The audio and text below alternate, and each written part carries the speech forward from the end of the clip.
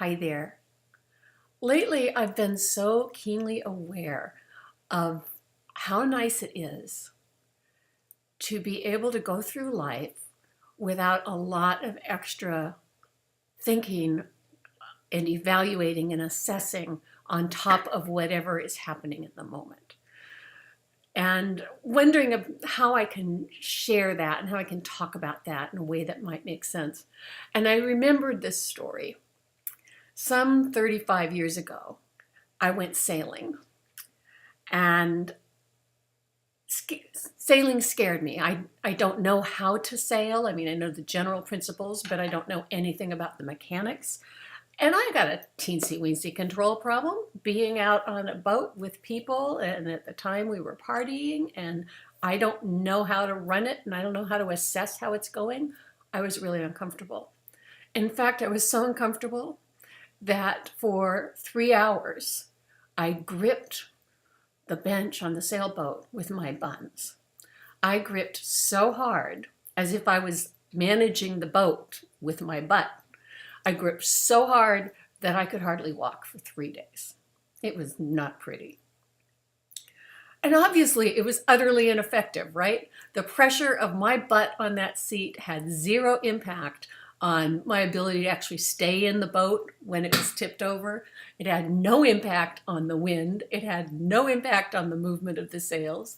It had no impact, at least no positive impact, on the choices of the person who was actually sailing. Crazy. But we do something like this a lot in life, and we think we're doing something important, wise, even honorable. Rather than gripping with our butt muscles, we grip with our thinking.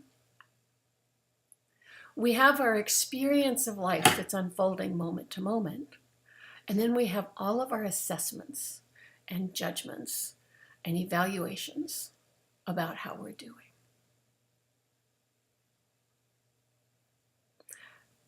That gives one a spiritual sore butt.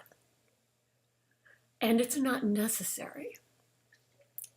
And the more I work with folks in my groups and individual clients, and the more I notice my own way of experiencing life, the more I discover there are a lot of opportunities to back off of that extra thinking. So I just invite you to be curious about when you're actually having an experience in the moment and when you're experiencing your editorializing about your experience in the moment. Just be curious and know that the editorializing is optional. And an interesting thing begins to happen as we editorialize less. There's an underlying awareness of well-being that begins to well up that supports us even as we experience ups and downs and fluctuations emotionally and physically. As we stop the editorial commentary, the ups and downs become more like an interesting and sometimes scary as hell sailboat trip and less like problems that we have to solve.